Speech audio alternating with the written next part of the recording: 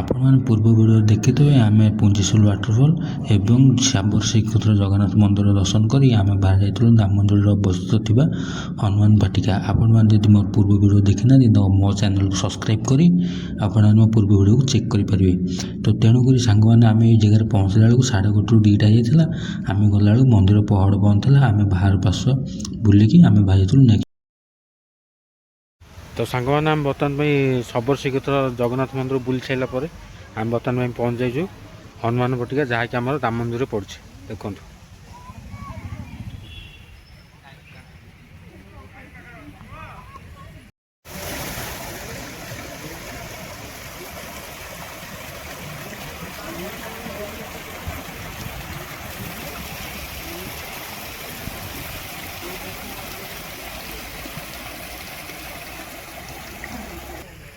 ତ ଆପଣମାନେ ଦେଖିପାରୁଥିବେ ମନ୍ଦିରର ଚାରିପାର୍ଶ୍ୱ ବହୁତ ଶୃଙ୍ଖଳିତ ଥିଲା, ବହୁତ ନିଟ୍ ଆଣ୍ଡ କ୍ଲିନ୍ ଥିଲା। ଆପଣମାନେ ଯଦି ଏଇ ଜାଗାକୁ ଆସୁଛନ୍ତି ତ ଆପଣମାନେ ଏଇ ଜାଗାରେ ଅଳିଆ ଆବର୍ଜନା କରନ୍ତୁ ନାହିଁ।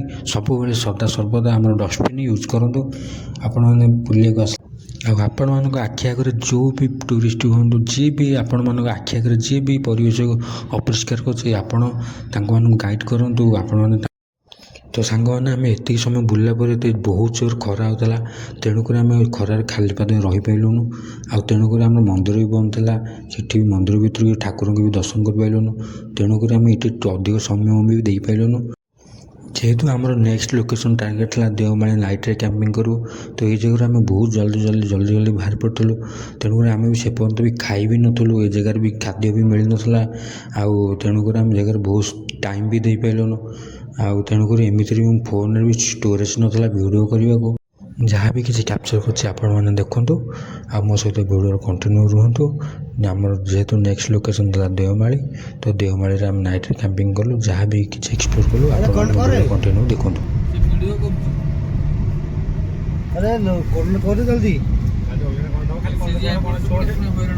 ପାଖକୁ ଗଲେ ମୋ ଫୋନଟା ନେବୁ ଦୁଇଟା ଫୋନ ଧରିବୁ କାହା ପାଖକୁ ଗଲେ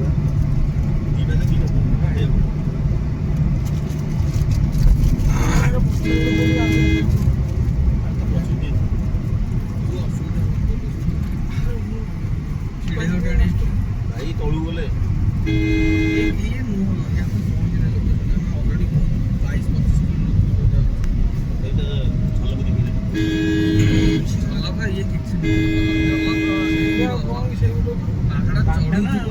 ଗାଡ଼ି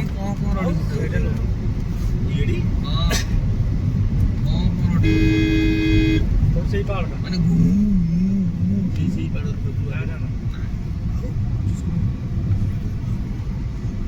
ନଈ ଜାଗାଟା ପାର ଦବୁ ତ ସବୁ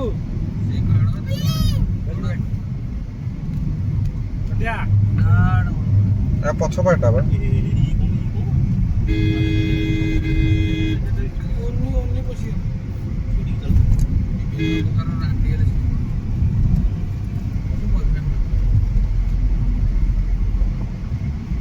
ଜାଗାଟା କେମିତି ଦେଖାଯାଉଛି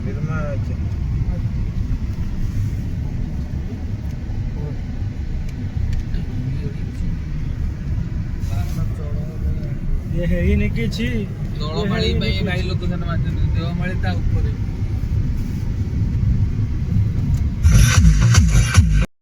ତ ସାଙ୍ଗମାନେ ବ୍ୟାକ୍ ସାଇଡ଼୍ରେ ମଧ୍ୟ ଦେଖୁଥିବେ କେମିତି ପୁରା ବାଦଲ ପୁରା ଅଛି, ଦେଖିପାରୁଛନ୍ତି ତ। ମାନେ ମୁଁ ବି ଏଠିକି ଥରେ ଦିଥର ଆସିଛି, ମୁଁ ବି ଏମିତି ଭ୍ୟୁ ଦେଖିନି। ଯାହା ହଉ ମୋର ଏଇଟା ଲକ୍, ମୋର ଗୁଡ୍ ଲକ୍। ମୁଁ ଆଜି ଯାହା ହଉ ଦେଖିଲି ପୁରା ଏମିତିକା ଭ୍ୟୁ ଦେଓମାଳି ଉପରେ। ମୁଁ ଭିଡ଼ିଓରେ ଦେଖିଛି କିନ୍ତୁ ଥରେ ଆସିଥିଲି ଦେଖିନଥିଲି। ଆଜି ଯାଉ ମୋର ପୁରା ଗୁଡ୍ ଲକ୍। ଠାକୁରଙ୍କୁ ତ ମୁଣ୍ଡିଆ ମାରିକି ଆସିଥିଲୁ ଭ୍ୟୁ ଦେଖିବାକୁ, ପୁରା ନଜାରା ଅଲଗା ପ୍ରକାର। ଏପଟେ ଆମର ଏଇ ସନସେଟ୍ ଆଉ। ତ ସାଙ୍ଗମାନେ ଏତିକି ଭିତରେ ଆମର ରାତି ହେଇଥିଲା। ଦେଓମାଳି ଉପରେ ଆମେ ପହଞ୍ଚିଲୁ କେମିତି, ଦେଓମାଳି ଉପରେ ଟେଣ୍ଟ ପାଇଲୁ କେମିତି, ଟେଣ୍ଟର ପ୍ରାଇସ୍ କେତେ ଥିଲା, ଯାହା ବି କିଛି ଡିଟେଲ୍ସ ମୋର ନେକ୍ସଟ ଭିଡ଼ିଓରେ ପାଇବେ। ଆପଣମାନେ ମୋ ଚ୍ୟାନେଲକୁ ସବସ୍କ୍ରାଇବ୍ କରନ୍ତୁ ଆଉ ନେକ୍ସଟ ଭିଡ଼ିଓରେ ସବୁ ଡିଟେଲ୍ସ ମୋର ପାଇଯିବେ। ଧନ୍ୟବାଦ।